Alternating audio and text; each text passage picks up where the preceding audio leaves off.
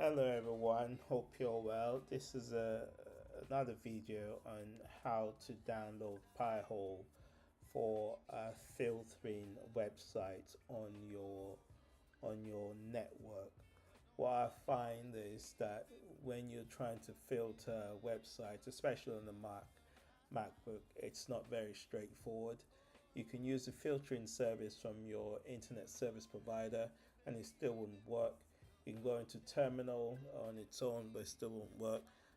But I've just discovered Pi-hole, and that seems to be working perfectly for now. Hopefully, it carries on working.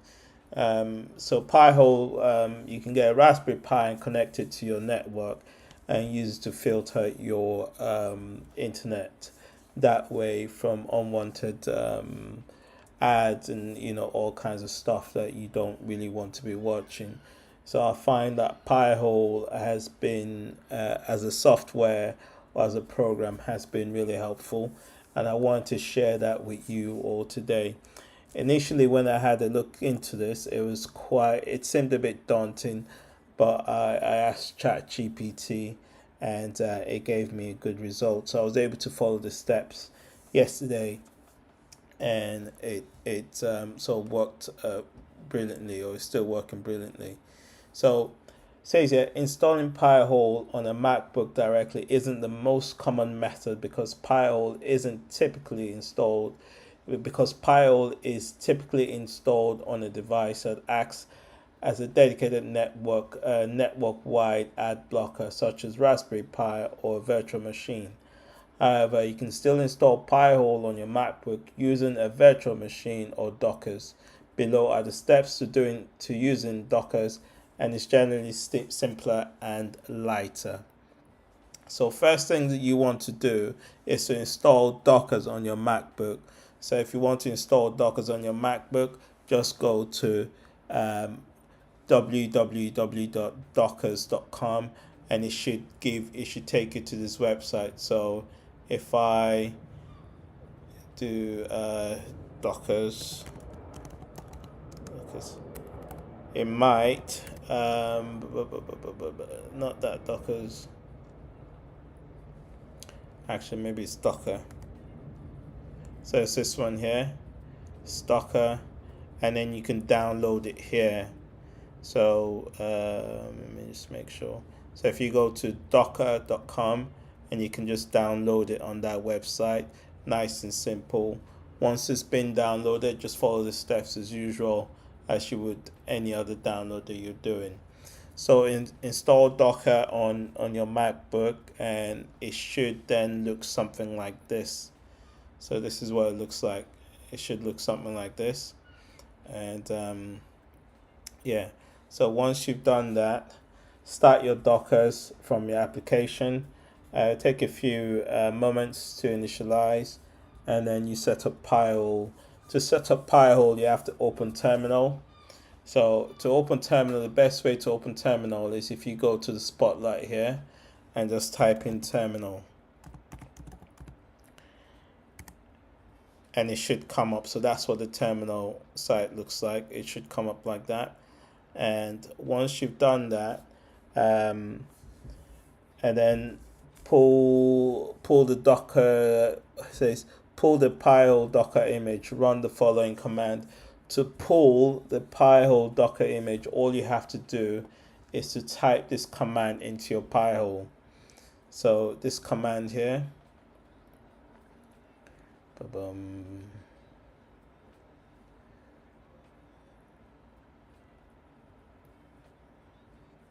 so docker pull Pi-hole / Pi-hole. Let me see.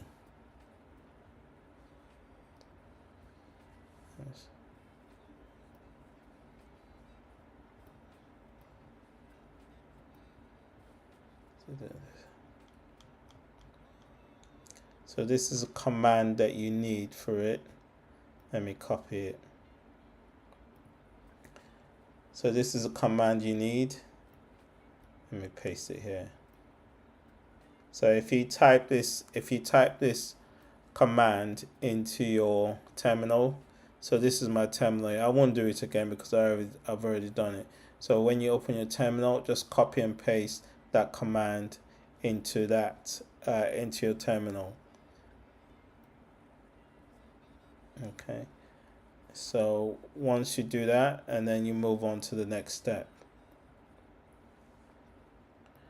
The next step again, you copy. So create a Docker's network. All you have to do again is copy and paste.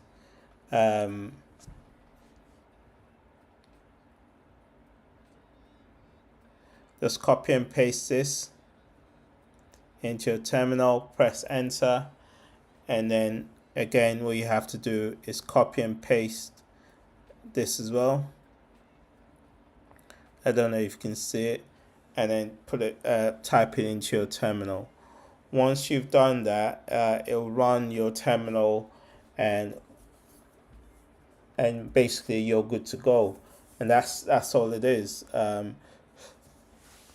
It'll give you a password that you can use to get into your terminal, and then once you go into your terminal, then that's it. So all you have to then do is, if you go to, let me see,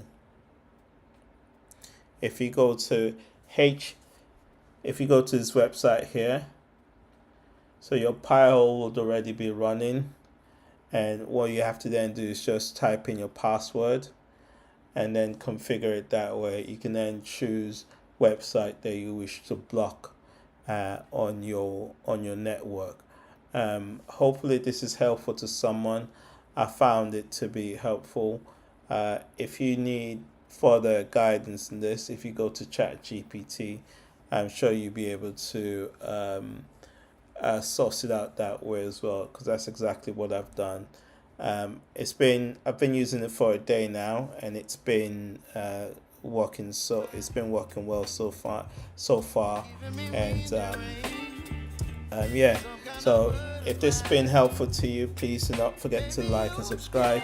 Again, hopefully this will be helpful to someone, and you're able to learn from this and apply it to your own network. Anyway, thanks for watching. Goodbye and God bless.